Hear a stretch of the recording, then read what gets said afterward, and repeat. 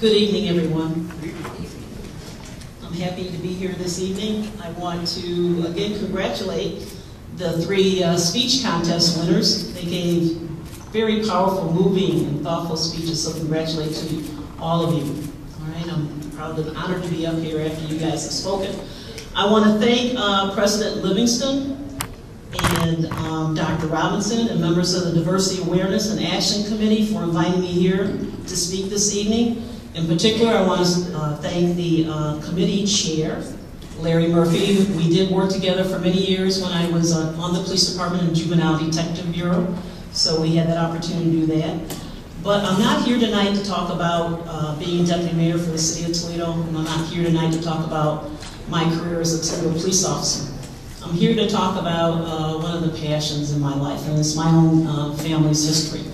So in honor of Black History, I am here tonight to talk a little bit about my own family's history. I think it is a very interesting story. I hope that you will find it interesting as well.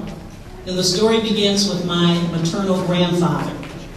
Now, my grandfather was born and raised in Nova Scotia, Canada.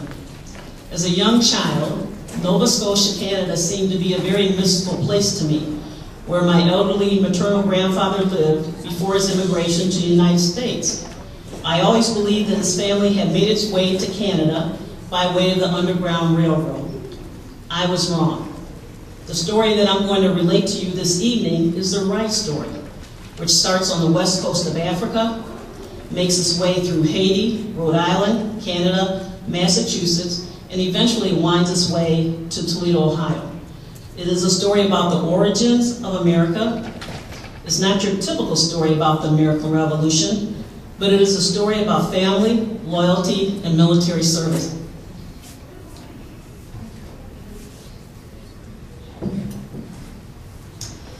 It is a story about two young men who fought to free the American colonies from the tyranny of the British Empire, and it's the story of my ancestors, the Frank family, and how they survived the American Revolution. Now, the first Frank came to the Americas in the 1600s. Caught up in the tragedy that was the transatlantic slave trade, he came to North America from the west coast of Africa, a member of the Efe peoples who reside in present-day Togo. This young man arrived in the Caribbean and was sent to labor in the plantations of the French colony Saint-Domingue, which is present-day Haiti. Either this young man or one of his male offspring became a victim of the intercolonial slave trade between the Caribbean and mainland North America. He was sold into slavery in Rhode Island and sent to work in the town of Providence. By the late 1690s, this man was free and an active member of the Providence, Rhode Island community, and he was known by the name of Frank. He owned a parcel of land for farming, and he worked as a servant of a large land-owning family by the name of the Carpenters. I believe that this industrious Frank fathered at least two sons by the name of Andrew and Rufus. Andrew and Rufus probably followed a West African custom of adopting their father's first name as their last name. Both Andrew and Rufus Frank lived and worked in Providence, Rhode Island in the 1700s. Both served in the militia and were called off to fight off threats to their community. Andrew, the older brother I believe, died in 1756, but his brother Rufus lived on and fought in the French and Indian War as a member of the militia out of the town of Providence. He was stationed primarily in a region that is present-day western New York State, and near the end of that conflict, when Spain jumped into the war on the side of France, Rufus and other Rhode Island troops made their way to Cuba to assist with the capture of Havana. They succeeded, and Rufus and his fellow troops returned home to Rhode Island. After the war, Rufus settled in Johnston, Rhode Island, a small town just northeast of Providence. He married, and he had 3 children, 2 sons and 1 daughter. His sons, William and Benjamin, will follow in their father's footsteps and serve in the military. Now, the Frank brothers were able to enlist in the Continental Army after a change in American military policy during the Revolutionary War. General George Washington originally banned black soldiers from serving with the Continental Army, but the general eventually revised this policy and allowed free blacks, like the Franks, to enlist. William, the oldest son, enlisted first. His younger brother, Benjamin, followed him a month later in May of 1777. The Frank brothers served in one of the Rhode Island regiments. 5,000 other black soldiers also served with the Americans during the war. Now, what were the Frank brothers getting themselves into? The reality was they weren't signing up for easy duty. The pay was very sporadic. When paid, they received only around $7 a month. Most of the time, their uniforms consisted of a blanket tied by a sash around the waist. Shoes were always in short supply. In the summer, soldiers would go barefoot, and in the winter, they wrapped their feet in cloth. If available, they were issued blankets, cooking utensils, firewood, and daily food rations. But the Continental Army had continuing problems with obtaining supplies and food for their soldiers. Soldiers often resorted to foraging in the countryside for food. Soldiers also had to deal with diseases that ran rampant through their camps. There was a smallpox epidemic throughout the war. The soldiers also suffered from outbreaks of dysentery, measles, mumps, and scurvy. And they also had to face the insults from their own countrymen. The colonel of William and Ben Frank's regiment complained to his superiors that villagers shouted insults to the soldiers as they marched through their towns. The townspeople called his regiment the Ragged, Naked, Lousy Regiment. This was reality of life for the Frank brothers with the Continental Army. Now, both brothers fought in 2 major battles during the war. They survived both battles, even though the Rhode Island regiments were forced to retreat from both of those battles. And the Frank brothers lost comrades in those battles as well. They also lost comrades during the winter encampment at Valley Forge. Now, every bad thing you've heard about Valley Forge is true. While encamped there, American troops suffered major losses due to illness and desertion. General Washington described the encampment as, quote, composed of men half-starved, always in rags, without pay, and experiencing every species of distress, unquote. During the Valley Forge encampment, General Washington notified Congress that over 28 soldiers were unfit for duty because they were barefoot and without proper clothing. William Frank was one of these soldiers. However, both he and his brother survived the encampment, and a year later they were assigned to shore patrol in their home state of Rhode Island. It was during this period of time that Ben Frank, the younger brother, got married. He married a young woman by the name of Sarah Wilbur. He was 17 years old. By the end of the year, Sarah was the mother of one child by the name of Abraham. Now, it was at this point in his life that Ben Frank made a very pivotal decision. So let's review his life up to this point. He's 16 or 18 years old. He's married with a family to support. He's serving with an army that couldn't afford to clothe or feed him. He and his fellow soldiers are called the Naked Lousy Regiment. He survived the miserable winter at Valley Forge. He fought in 2 major battles, and on both occasions, his regiment had to retreat. He lost comrades at both battles, and at this point, he may have been convinced that the Americans would not win the war. So what did he do? Well, he deserted. In March of 1780, Ben Frank deserted from the Continental Army. It was not uncommon for Revolutionary War soldiers to leave their companies or regiments for home. 1/3 to 1/2 deserted during the war. As I stated before, poor pay, equipment, lack of food, and even homesickness drove many soldiers to desert. Some soldiers left because they were experiencing combat fatigue or because they were sick. Others left because they had farms or businesses to take care of. Ben probably left for a combination of professional and personal reasons. He had suffered through the winter at Valley Forge and 2 brutal battles. There was the additional burden of marriage and a family to support with insufficient and unsteady military pay.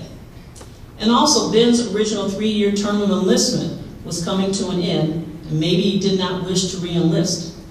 But for whatever the reasons, Ben Frank left, leaving his brother William behind. William Frank continued his service with the Rhode Island Regiment. Why? He may have felt responsible to uphold the family name after his brother deserted. He may have felt a sense of loyalty to his fellow soldiers in the Rhode Island regiments. Maybe he didn't want to jeopardize his chances of getting land or money after the war for his service. Maybe he believed that Americans would win and he would reap the benefits of being a veteran member of the army that liberated America.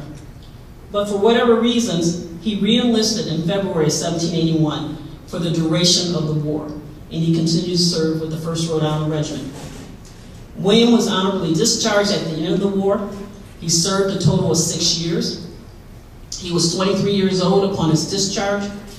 12 years after his discharge, he would eventually receive his back pay in the amount of over $200 and a land bounty, which he promptly sold. He settled in his hometown of Johnston after the war and became part of a growing population of free blacks at over 3,400. Now, his brother Ben's life was a little bit more complicated. After Ben Frank left the Continental Army, he signed up to serve with British troops. He claims to have fought primarily in South Carolina. At the end of the war, many of the defeated British troops and loyalists were the Americans who decided to stay loyal to Great Britain. Among them were black loyalists. They all made their way to Long Island, the last British stronghold in America. These loyalists remained at Long Island until a final peace treaty was negotiated and passed. And they had to have passage arranged for them to either England or British colonies located in the Caribbean and Canada. Part of the treaty promised the return of all confiscated property by British to its rightful American owners. This included slaves. Over 100,000 blacks fled to the British lines during the war, and the American owners wanted to get them back. However, British officials refused to return many of the fugitive slaves that had run to the British seeking their freedom during the war. But the British were willing to make fair compensation to the owners of the slaves not returned. In order to do so, they compiled an inventory of blacks within British lines. This inventory became known as the Book of Negroes. Ben Frank, a freeman and former Continental soldier, is listed as Ben Franklin in this book, along with 3,000 other black loyalists. And on October 31st, 1783, Ben Franklin was a passenger on a ship, taking him and other loyalists from Long Island to Nova Scotia. They were part of a fleet of over 80 ships and 40,000 loyalists that headed to Nova Scotia.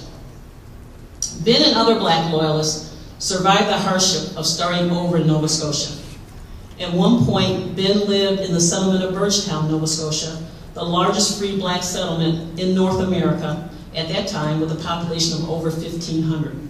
Ben changed his name again, now calling himself Ben Franklin, eventually married the daughter of another black loyalist and settled in Granville Ferry, Nova Scotia. Ben Franklin and his second wife had 8 children. 7 survived into adulthood. All were baptized in the Anglican Church, and he, Ben Franklin, passed away sometime after 1838. One of his descendants was my grandfather, John William Franklin. John left Nova Scotia for New York City looking for work in the early 1900s. Following the Franklin tradition, John served in World War I as part of a New York regiment. He married late in life, settled in Massachusetts, and he passed away in 1966. He never gave up his Canadian citizenship. His 2 sons, my uncles, John William Franklin II and Benjamin Franklin, see the name connection here, served in World War II and the Korean conflict, carrying on the family tradition of military service. Their younger sister, Hattie, married an AME minister and college professor and resided with him on the campus of Wilberforce University, which is located in Central Ohio. Her younger sister and my mother, Sarah Franklin, attended Wilberforce University and met my father, Toledo native Marshall Swan, there. And she married him, and they settled in Toledo, Ohio. So that's the connection. In 2004, the state of Rhode Island dedicated a monument that honored both slaves and free blacks that served during the American Revolution with the 1st Rhode Island Regiment. It is located right outside of the town of Middleton, Rhode Island, near the site of one of the major battles, the Battle of Rhode Island. The names inscribed on the walls of the monument are a testament to the men, to the brave men, who fought for American liberty and freedom. Benjamin Frank's name is listed on that wall. Maybe that's a testament to the conflicted feelings that many American colonists had to deal with during the American Revolution. I don't know. Maybe it's just a testament to the actual service of these brave young men.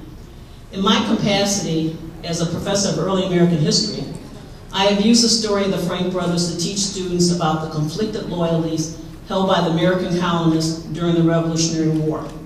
Everyone was not a patriot. Everyone was not a loyalist. And some were neutral and just wanted their lives free of war and violence. But something more important usually happens after I tell my story about my own family.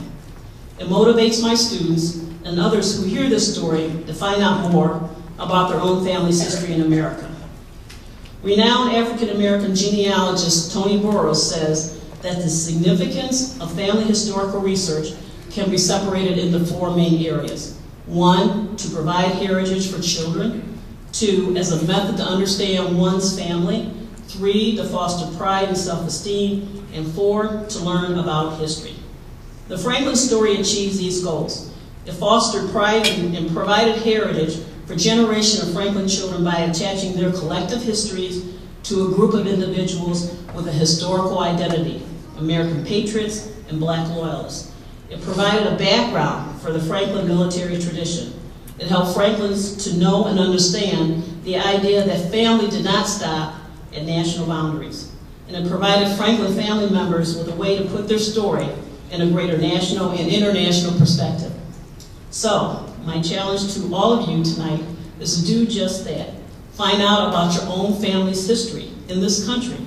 Good or bad, no one's perfect, and you will find it is a wonderful experience to put together your own family's unique American history. I want to thank you all for having me here tonight. It was wonderful.